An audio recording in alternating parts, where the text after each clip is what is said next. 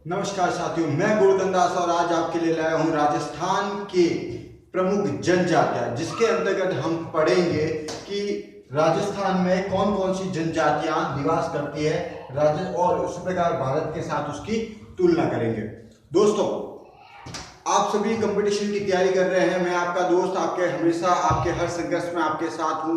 जो भी विद्यार्थी घर से बाहर निकले हैं तैयारी करने के लिए, उनको मेरी बहुत बहुत शुभकामनाएं। मैं आपके लिए एक स्लोगन आपके डेडिकेटेड करता हूं। हम तो घर से निकले ही थे, बांध के सर पे कफन, जहां हथेली पर लिए लो बढ़ चले हैं ये कदम। जिंदगी तो अपनी मेहमा मौत की महफिल में है, सरफरोशी की तमन्ना अब हमारे दिल में है। देखना है जोर कितना बाजुए का दिल में है। तो दोस्तों, आपके इसी जज्बे को मैं सलाम करता हूं और मैं कोशिश करूंगा कि आपकी संघर्ष में जितना मैं मददगार साबित हो सकूं, मैं हमेशा आपके साथ हूं। तो ठीक है दोस्तों, चलते हैं राजस्थान के प्रमुख जनजातियों के अंतर्गत। दोस्तों, राजस्थान में जनजातियों को करने से पहले एक बार भारत के साथ उसकी तुलना कर लेते हैं। देश में सर्वाधिक अनुसूचित जनजाति पाई जाती है उत्तर प्रदेश में, जबकि पूरे भारत में सर्वाधिक अनुसूचित जनजाति का प्रतिशत है वो आपके पंजाब में पाया जाता है। दोस्तों, देश में सर्वाधिक एससी आबादी वाला राज्य तो है उत्तर प्रदेश और सर्वाधिक एससी अनुपात वाला राज्य है पंजाब। तो दोस्तों, 2001 में पूरे भारत में अनुसूचित जनजाति थी, आपका अनुपात था 16.22%, जो कि आपके घटकर 2011 में आपके बढ़कर 16.63 हो चुका है। मतलब अनुसूचित जाति 2011 में बढ़ी है, जबकि अनुसूचित जनजाति मतलब एसटी का अनुपात आपकी जनसंख्या घटी है। तो सबसे पहले देश में सर्वाधिक एसटी आबादी वाला क्षेत्र तो मध्य प्रदेश में है, जबकि सर्वाधिक एसटी आबादी प्रतिशत वो आपके मिजोरम क्षेत्र में है। दोस्तों, अब देश में सर्वाधिक एसटी आबादी 2001 में 8.14% थी, जो 2011 में आपके घटकर हो चुकी है 8.8%। तो दोस्तों, हम ऐसे याद कर सकते हैं, एसटी तो हमारे पूरे भारत में 8.8% है, जबकि आपके एससी 16.63% है। उसके बाद में दोस्तों, अनुच्छेद 341 में एससी मतलब अनुसूचित जाति, एस मतलब शेड्यूल, सी मतलब कास्ट, शेड्यूल कास्ट का आपके अनुच्छेद है 341, जबकि शेड्यूल ट्राइब्स का आपके अनुच्छेद है आपके 342 के अंतर्गत आपके एसटी का वर्णन है। इसके साथ 366 आपके दो में भी एसटी को परिभाषित जातियों को परिभाषित किया गया। अब दोस्तों देखते हैं, तो सबसे पहले हम ये देखते हैं कि हमारे पास चार चीजें आई है भारत के अकॉर्डिंग। सबसे पहला, सर्वाधिक अनुसूचित जाति आपके उत्तर प्रदेश में है, सर्वाधिक अनुसूचित जाति का अनुपात पंजाब में है, सर्वाधिक अनुसूचित जनजाति आपके मध्य प्रदेश में है, सर्वाधिक अनुसूचित जनजाति का प्रतिशत आपके मिजोरम में है। अब दोस्तों, अनुसूचित जाति पूरे भारत में 16.63% है, जबकि अनुसूचित जनजाति 8.08% है। अब आता है दोस्तों एससी का। हमने देखा एससी के लिए आपके अनुच्छेद है 341 और एसटी के लिए है 342 और 366(2) में भी आपके अनुसूचित जनजाति को परिभाषित किया गया है। अनुसूचित आपके पहले जनजाति और जाति दोनों का आयोग एक समान था। इसकी स्थापना 1978 में हुई थी। दोस्तों, 1978 में इसकी स्थापना हुई थी, लेकिन 89वां संविधान संशोधन अधिनियम 2003 के तहत एसटी आयोग 2004 में नया बना था। दोस्तों, एससी आयोग के लिए संविधान में अनुच्छेद है 338, एससी आयोग के लिए 338 और एसटी आयोग के लिए 338 क या 1। अब ये है, तो दोस्तों एससी आयोग बना था 1978 में, जबकि एसटी आयोग बना आपके 89वें संविधान संशोधन अधिनियम 2003 के तहत 2004 में। अब दोस्तों, आपके सामने एक वर्ड आता है, ये अधिनियम। अधिनियम क्या होता है और विधेयक क्या होता है? लोकसभा और राज्यसभा जब किसी कानून को पास कर देती है और जब तक राष्ट्रपति के हस्ताक्षर नहीं होते तब तक वो विधेयक कहलाता है। जब उस विधेयक पर राष्ट्रपति हस्ताक्षर सिग्नेचर कर देते हैं तब वह अधिनियम कहलाता है। तो दोस्तों वो अधिनियम है 89वां संविधान संशोधन अधिनियम 2003। इसके अंतर्गत एसटी आयोग नया बना था। ये क्या करता है कि जितने भी एससी आयोग एससी की समस्याओं को सुनता है, उनका निराकरण करने का प्रयास करता है, और एसटी भी एसटी की समस्याओं को सुनता है, उनके विकास के लिए कार्य करता है। अब दोस्तों आता है राजस्थान में एससी की कुल जनसंख्या है 122 लाख, जबकि एसटी की कुल जनसंख्या है 92 लाख। एससी है 122 लाख, एसटी है आपके 92 लाख। एससी का अनुपात 17.83 है, जबकि एससी का अनुपात आपके 13.48 है। आपके 17.83 और 13.48%। एसटी है 13.48, एससी है 17.83%। पूरे राज्य के अकॉर्डिंग एसटी का 13वां स्थान है, जबकि एससी का राज्य में पूरे राजस्थान राज्य का एससी के अंतर्गत 8वां स्थान है।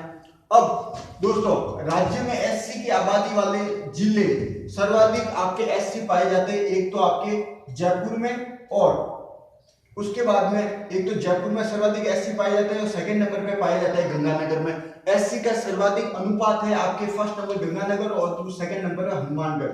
दोस्तों सर्वाधिक एससी शेड्यूल्ड कास्ट पाए जाते हैं जयपुर में और सेकंड नंबर पे आपके गंगानगर, और इनका अनुपात एससी का अनुपात सर्वाधिक पाया जाता है आपके गंगानगर में और सेकंड नंबर पे हनुमानगढ़। जबकि सर्वाधिक एससी सबसे कम कहां पाए जाते हैं आबादी के क्षेत्र के अंतर्गत? सबसे कम पाए जाते हैं आपके डूंगरपुर में, सेकंड नंबर पे प्रतापगढ़, डूंगरपुर में और प्रतापगढ़ में। जबकि प्रतिशत की दृष्टि से सर्वाधिक एससी कम कहां पाए जाते हैं? डूंगरपुर में और बांसवाड़ा में। एससी का प्रतिशत सबसे कम कहां है? डूंगरपुर और बांसवाड़ा में। एससी की सर्वाधिक सबसे कम आबादी कहां है? डूंगरपुर और प्रतापगढ़ में। जबकि एससी का सर्वाधिक जनसंख्या कहां है? जयपुर में और आपके गंगानगर में। और प्रतिशत सबसे ज्यादा एससी का कहां है? गंगानगर में और हनुमानगढ़ में। अब दोस्तों आता है शेड्यूल्ड ट्राइब। सबसे ज्यादा आपके शेड्यूल्ड ट्राइब आबादी कहां है? सबसे ज्यादा आबादी है उदयपुर में, उसके बाद में आपके है बांसवाड़ा में। सबसे ज्यादा आबादी है उदयपुर में और सबसे बाद में है बांसवाड़ा में। जबकि एसटी का प्रतिशत सबसे ज्यादा कहां है? सबसे ज्यादा है आपके बांसवाड़ा में और सेकंड नंबर पे डूंगरपुर में। आबादी सर्वाधिक आबादी पाई जाती है आपके उदयपुर और बांसवाड़ा में, जबकि प्रतिशत एसटी का उदयपुर में आपके बांसवाड़ा में और डूंगरपुर में, बांसवाड़ा में और डूंगरपुर में। एसटी की सबसे कम जनसंख्या कहां पाई जाती है? बीकानेर में और नागौर में। सबसे कम जनसंख्या पाई जाती है आपके बीकानेर में और नागौर में। जबकि सबसे एसटी का सबसे कम प्रतिशत कहां होता है? नागौर में और बीकानेर में। तो दोस्तों हमारे पास चार फैक्ट आ चुके हैं। सबसे पहले लेते हैं एससी, ये है एसटी। सबसे ज्यादा एससी कहां पाई जाती है? सबसे ज्यादा एससी पाई जाती है जयपुर में और गंगानगर में। सर्वाधिक एससी का प्रतिशत कहां है? गंगानगर, हनुमानगढ़ में। अब आते हैं सबसे कम एससी। सबसे कम एससी कहां पाए जाते हैं? सबसे कम एससी आपके होते हैं डूंगरपुर और प्रतापगढ़ में। और सर्वाधिक एससी का प्रतिशत सबसे कम कहां है? डूंगरपुर, बांसवाड़ा। अब आता है दोस्तों एसटी। एसटी की आबादी सर्वाधिक कहां है? उदयपुर में और बांसवाड़ा में। सर्वाधिक एसटी का प्रतिशत कहां है? आपके बांसवाड़ा में और डूंगरपुर में। अब सबसे कम आपके एसटी कहां पाया जाता है? आपके बीकानेर में और नागौर में सबसे कम एसटी पाए जाते हैं। जबकि एसटी का सबसे कम प्रतिशत कहां है? वही दोस्तों नागौर और बीकानेर। तो दोस्तों हम देख चुके हैं। एक इंपॉर्टेंट इस बार ये है जो एग्जाम में क्वेश्चन आ सकता है। 1951 में आपके एससी की जनसंख्या 16.9 लाख थी, जबकि अब 122 लाख है। उसी तरह हम यदि एसटी की ओर देखते हैं तो एसटी की जनसंख्या 1951 में आपके 3.36 लाख थी, जो आज आपके 92.39 लाख हो चुकी है। तो दोस्तों ये क्वेश्चन पूछा जा सकता है। अब आता है दोस्तों राजस्थान में राजस्थान में टोटल 12 प्रकार की जनजाति पाई जाती है, लेकिन हमारे लिए जो महत्वपूर्ण है वो हम देखेंगे। 6 प्रकार की जनजाति प्रमुख रूप से पाई जाती है, वो हम देखते हैं। तो दोस्तों आपके राजस्थान में 6 जनजाति प्रमुख रूप से पाई जाती है। पहली है मीणा। मीणा जनजाति सर्वाधिक जनसंख्या में पाई जाती है। उसके बाद में दूसरी जनजाति है आपके भील। उसके बाद में गरासिया, सहरिया, डामोर और कथोड़ी जनजाति। अब आते हैं दोस्तों भील। भील जनजाति आपके भील शब्द की उत्पत्ति आपके दोस्तों भील से हुई है, जिसका अर्थ होता है तीर कमान। ये आज भी भील जनजाति का प्रमुख अस्त्र तीर कमान भी है और इसीलिए इसका नाम भील भी पड़ा। आपके महाभारत काल में भील जनजाति के बारे में वर्णन किया गया है और मेवाड़ जाति के मेवाड़ वंश में भीलों को सहायता करने के कारण मेवाड़ के राज चिन्ह में भील आपके राज जो शब्द है वो भील आपके राज चिन्ह में भी अंकित है। अब दोस्तों आते हैं भीलों की सामाजिक दशा के अंतर्गत उसके घरों का वर्णन के आधार पर। दोस्तों महाभारत काल में भीलों को निषाद कहा गया है, जबकि कर्नल टॉड ने भीलों को वन पुत्र की संज्ञा दी है। तो दोस्तों भील आबादी सर्वाधिक 5 जिलों में पाई जाती है। सबसे पहला आपके डूंगरपुर बांसवाड़ा, फिर प्रतापगढ़ उदयपुर और सबसे एंड में सिरोही। इन 5 जिलों में आपके भील जनजाति पाई जाती है। सर्वाधिक भील जनजाति पाई जाती है उदयपुर के अंतर्गत। तो दोस्तों हम देख सकते हैं मैप की सहायता से 5 जिलों में आपके भील जनजाति पाई जाती है। सबसे पहला आपके बांसवाड़ा, डूंगरपुर, प्रतापगढ़, उदयपुर और सिरोही। इन 5 जिलों में भील जनजाति पाई जाती है। अब आते हैं भीलों के घर के बारे में। दोस्तों भीलों का घर जो है वो टापरा या कू कहलाता है। भीलों का जो घर है वो टापरा या कू कहलाता है। आप देख सकते हो ये टापरा और कू, ये कू है। उसके बाद में घर के बाहर जो बरामदा होता है उस बरामदे को आके ढालिया कहा जाता है। दोस्तों इन बरामदे को ढालिया कहा जाता है। ये आप ढालिया देख सकते हैं, ये चारों ओर। घर के पास में कोई भी जो पेड़ पौधे या कुछ भी होता है वो उनको पवित्र वृक्ष मानते हैं, इसलिए पशु पक्षी को पवित्र मानकर इनको पूजा करते हैं। उसको कुल देवता बोलते हैं। इसको टोटम कहा जाता है दोस्तों। तो आप देख सकते हैं टोटम है। दोस्तों भीलों का जो मोहल्ला होता है उसको फला कहा जाता है और बहुत सारे जो मोहल्ले होते हैं उसको पाल कहा जाता है। भीलों के एक मोहल्ले को फला कहा जाता है और बहुत सारे मोहल्लों को पाल कहा जाता है। और इन बहुत सारे मोहल्लों का जो मुखिया होता है वो पालवी या तदवी कहलाता है। दोस्तों एक मोहल्ले है वो फला कहलाएगा। बहुत सारे फलों का समूह पाल कहलाएगा, जैसे आपके डूंगरा की पाल, नाथरा की पाल, आपने नाम सुना होगा। तो इन बहुत सारे फलों का समूह पाल कहलाता है और पाल का प्रमुख आपके पालवी या तदवी कहलाता है। उसके बाद में दोस्तों ये जितनी भी भीलों की पंचायत होती है उन सभी का जो प्रमुख व्यक्ति होता है वो तदवी आपके गमेती कहलाता है। वो दोस्तों गमेती कहलाता है। इन सभी पंचायतों का जो मुखिया होता है भील मुखिया, वो गमेती कहलाता है। अब दोस्तों आता है भीलों की प्रमुख आपके भील पुरुष की वेशभूषा। दोस्तों भील पुरुष ऊपर जो पहनता है, यदि वो लाल और केसरिया रंग का अगर साफा पहनता है तो उसका नाम होता है आपके फेटा, और यदि सफेद रंग का पहनता है तो वो कहलाता है दोस्तों पोतिया।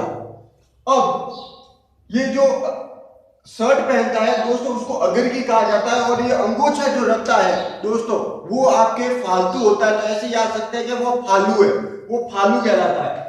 कंधे पर रखे जाने वाला अंगोछा आपके फालू कहलाता है। ये अगर की है ये पोतिया है। उसके बाद में अगर सफेद रंग का है तो वो पोतिया है और यदि लाल और केसरिया रंग का है तो दोस्तों वो फेटा कहलाता है। अब जो पहनता है अंतर वस्त्र वो कहलाता है लंगोटी या खोयतू। ये क्वेश्चन पूछा जा चुका है दोस्तों। और तंग धोती वाला क्वेश्चन भी पूछा जा सकता है। भीलों की तंग धोती को ढेपाड़ा कहा जाता है। अब दोस्तों आता है कि भील महिलाओं के प्रमुख वेशभूषा। दोस्तों भील स्त्रियों की जो वेशभूषा है अगर वो साधारण दिन में है तो वो ऊपर तो पहनेगी आपके लाल रंग की साड़ी जिसको सिंदूरी कहा जाता है और एक घाघरा पहनेगी जिसको कच्छा कहा जाता है। ऊपर तो पहनेगी ऑर्डिनरी दिन में, साधारण दिनों में वो ऊपर तो पहनती है लाल रंग की साड़ी जिसको सिंदूरी बोलते हैं और नीचे पहनती है आपके कच्छा या जिसे घाघरा बोलते हैं। आपके सिंदूरी और कच्छा अगर वो भील महिला की शादी होने वाली है दोस्तों, तो वो पूरे पीले रंग की वेशभूषा पहनती है, जिसे पीरिया कहा जाता है। जिसे दुल्हन के द्वारा पहने जाने वाला पीले रंग का लहंगा दोस्तों पीरिया कहलाता है। भील महिला पीतल के कड़े पहनती है, जिसे परिजनी कहलाता है। उसके बाद में आदिवासियों को प्रिय ओढ़नी होती है, कई बार क्वेश्चन पूछा जा चुका है, तारा भात की ओढ़नी। दोस्तों तारा भात की ओढ़नी है वो काफी लोकप्रिय ओढ़नी है, जिसे लुंगड़ा भी कहा जाता है, जिसे लुंगड़ा भी आपके कहा जाता है। तो आप देख सकते हैं भील महिला ऑर्डिनरी दिनों में आपके सिंदूरी पहनती है, फिर कच्छाऊ पहनती है, और ताराबाद की ओढ़नी लुंगड़ा कहलाती है, और पीतल के कड़े परिंजनी कहलाती है। तो दोस्तों हम देख चुके हैं भील जनजाति के अंतर्गत आपके प्रमुख, हम ये टॉपिक पूरा कर चुके हैं दोस्तों। अब हम पढ़ेंगे मीणा जनजाति, सहरिया, डामोर और आपके अन्य जनजातियां, कथोड़ी वगैरह। दोस्तों आपसे यही रिक्वेस्ट है कि अगर आपको हमारा वीडियो पसंद आया हो तो इसे लाइक कीजिएगा, सब्सक्राइब कीजिएगा और इसे दोस्तों को सेंड कीजिएगा, और अपने एक हिम्मत रखिएगा, अपने ऊपर आप विश्वास बनाए रखना दोस्तों।